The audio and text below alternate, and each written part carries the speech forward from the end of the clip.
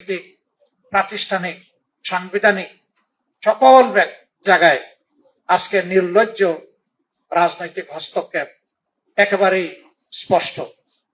Central bank থেকে শুরু করে বিভিন্ন ব্যাংক, বীমা কর্পোরেশন, এই সবগুলাতে আজকে সেই থাবা বিস্তৃত হচ্ছে। পাকিস্তান ভারত নামের দুটি রাষ্ট্রের উৎপত্তি হয় এবং আরো 3টি প্রদেশ নিয়ে পাকিস্তান গঠিত হয়। পূর্ব পাকিস্তান এবং পশ্চিম পাকিস্তান অবস্থিত রয়েছে। এতটুকু ব্যবধানে শাসনের হাত থেকে মুক্তি পেয়েছিল। সেই সময় পূর্ব পাকিস্তানের যে সীমানা ছিল কার্যত আজকে তাই বাংলাদেশের সীমানা। সেই সময়টা যদি পূর্ব পাকিস্তান হিসেবে আমরা এই অঞ্চলের মানুষ একটা স্বাধীন দেশের অংশ না হতে পারতাম, তাহলে আমাদের ভাগ্যে কি হতো এটি হায়দরাবাদের দিকে তাকালেই এর উত্তর পাওয়া যাবে। উত্তর পাওয়া যাবে কাশ্মীরের দিকে তাকালে। আল্লাহ তাআলা সেই সুযোগ আমাদেরকে দান করেছিলেন, এই জন্য আল্লাহর দরবারে শুকরিয়া আদায় করি। এই সময় যারা অবদান রেখেছেন, ত্যাগ স্বীকার করেছেন, জীবন দিয়েছেন, লড়েছেন, মামলা খেয়েছেন, জেলে গিয়েছেন, তাদের সকলের প্রতি আমরা গভীর শ্রদ্ধা নিবেদন করছি।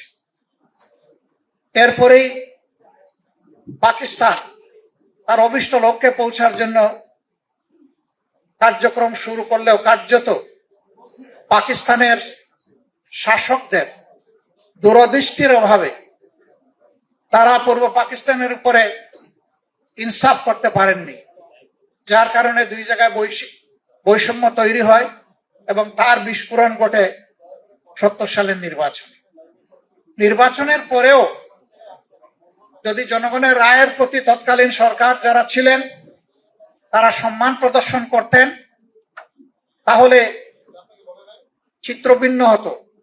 কিন্তু সেই সম্মানটুকু প্রদর্শন করতে ব্যর্থ হওয়ার কারণে একটি মুক্তিযুদ্ধ অনিবার্য হয়ে উঠেছিল। এই যুদ্ধে যারা জীবন দিয়েছেন, লড়েছেন, ত্যাগ স্বীকার করেছেন, মহান আল্লাহর দরবারে দোয়া করে আল্লাহ তাদেরকে শহীদ হিসাবে কবুল করুন। মাঝখানে 52তেও একটা সংগ্রাম গিয়েছে, আমরা তাদের প্রতিও শ্রদ্ধা নিবেদন করি। হলো বাংলাদেশ দ্বিতীয়বার স্বাধীন। দ্বিতীয়বার স্বাধীনতার আগে নেতারা তখন জনগণকে ওয়াদা দিয়েছিলেন যে এমন একটি দেশ আমরা জনগণকে উপহার দেব যেখানে ন্যায় বিচার প্রতিষ্ঠিত হবে, কোনো বৈষম্য থাকবে না এবং অর্থনৈতিক সংকট দূর হবে, বেকারত্ব থাকবে না, আমরা সমস্ত শিশুদেরকে তাদের প্রাপ্য শিক্ষা নিশ্চিত করব। কিন্তু না, তার কোনো ওয়াদাই পূরণ হয়নি। বরঞ্চ এখানেও এসে জনগণের অভিপ্রায়ের প্রতি সম্মান দেখাতে তৎকালীন সরকার দারুণভাবে ব্যর্থ হয়েছিল, যার কারণে 4 বছরের মাথায় দুঃখজনকভাবে তাদেরকে বিদায় নিতে হয়েছে। ক্রমাগত পট পরিবর্তনের মধ্য দিয়ে আজকের বাংলাদেশ এসে এখানে দাঁড়িয়েছে। 24 সালে এদেশের মানুষ একটি পরিবর্তনের আকাঙ্ক্ষা বুকে নিয়ে বুক পেতে লড়াই করেছিল। এ লড়াই কোনো দলের পক্ষ থেকে হয়নি, এই লড়াই হয়েছে জনগণের পক্ষ থেকে। এর আগে আমরা বিরোধী দলে যারা ছিলাম দফায় দফায় আমরা নির্যাতিত হয়েছি, আক্রান্ত হয়েছি, জেলে গিয়েছি, জীবন দিয়েছি, ফাঁসির কাস্টে ঝুলেছি, আমরা আন্দোলন করেছি, কিন্তু স্বৈরাচারকে আমরা তাড়াতে পারিনি। সেই সময়টা ছাত্র যুব সমাজ তাদের একটি ন্যায্য অধিকারের দাবিতে রাস্তায় নেমেছিল। অতীতের ফ্যাসিবাদী কায়দায় সে আন্দোলন দমনেরও চেষ্টা হয়েছিল, কিন্তু শেষ পর্যন্ত সমগ্র দেশবাসীর, ছাত্র জনতা, শ্রমিক, কৃষক সকলের ঐক্যবদ্ধ প্রতিবাদ, প্রতিরোধ এবং লড়াইয়ের মুখে ফ্যাসিস্ট সরকার অপমানজনকভাবে বিদায় নিতে বাধ্য হয়েছে। তার প্রেক্ষাপটে একটি জন অভিপ্রায়ের ভিত্তিতে একটি সরকার গঠিত হয়েছিল।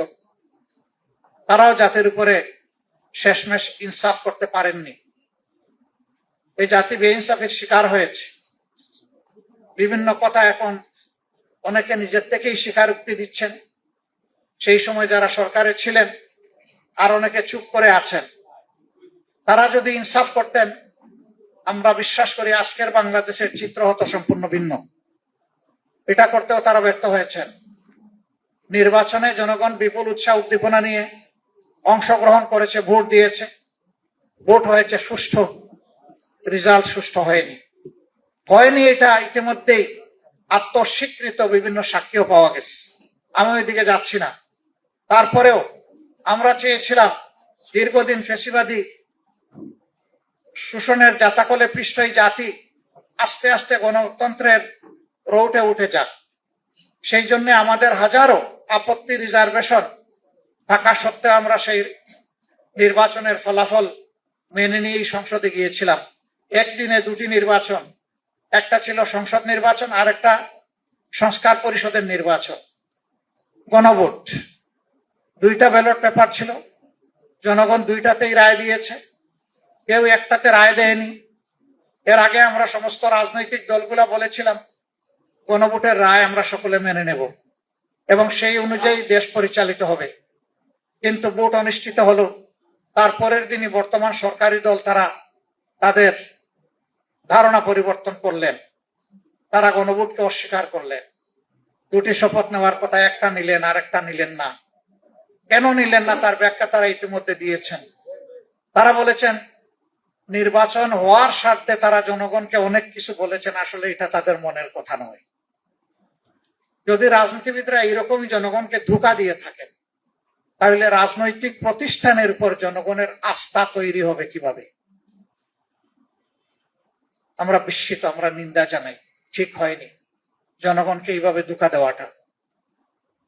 আপনারা দেখেছেন সংসদের ভিতরে গণভোটের গণরায়, যা ৬৮.৬% মানুষ ভোট দিয়ে হা বলেছিল, তার পক্ষে বিরোধী দলের অবস্থান ছিল ঐক্যবদ্ধ এবং স্পষ্ট। আমরা আলোচনা করেছি, কিন্তু ২/৩ জুড়ে সরকারি দল আমাদের দাবি অগ্রাহ্য করে বাস্তবে জনগণকে অপমানিত করেছে। গণভোটের রায় ব্যর্থ হওয়ার দলিল বাংলাদেশেও নাই, বিশ্বেও নাই। গণভোট বাংলাদেশের নতুন ছিল না, এটি চতুর্থ গণভোট।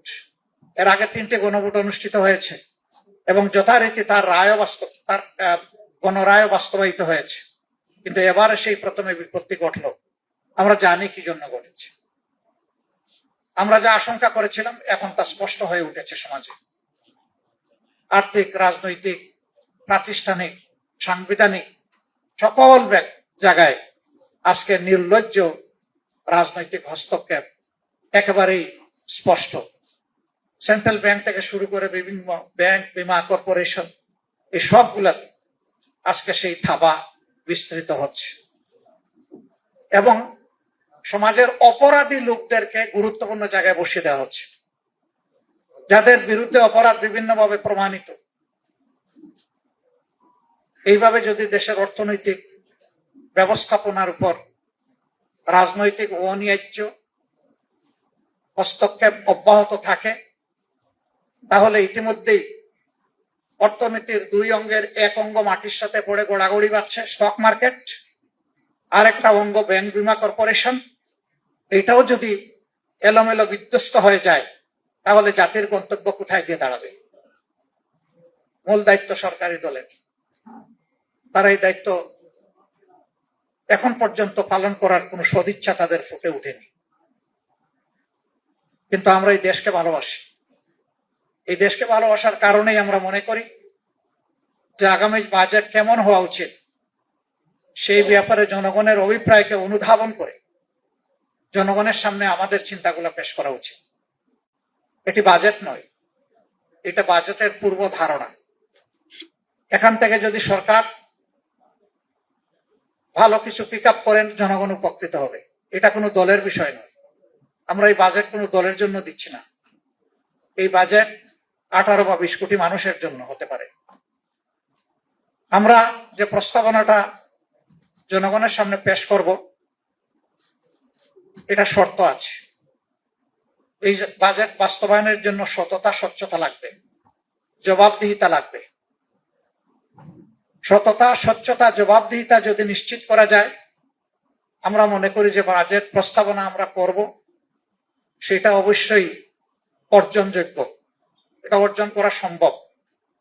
কিন্তু যদি সততা, স্বচ্ছতা এবং অ্যাকাউন্টেবিলিটি না থাকে, তাহলে যে বাজেট সরকারি দেব ওই বাজেট কার্যকর হবে না।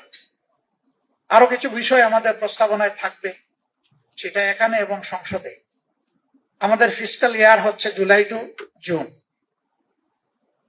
জুন মাস বর্ষা, খরা, দুর্যোগ, সাইক্লোন এগুলাতে সাধারণত আমাদের দেশ আক্রান্ত হয়।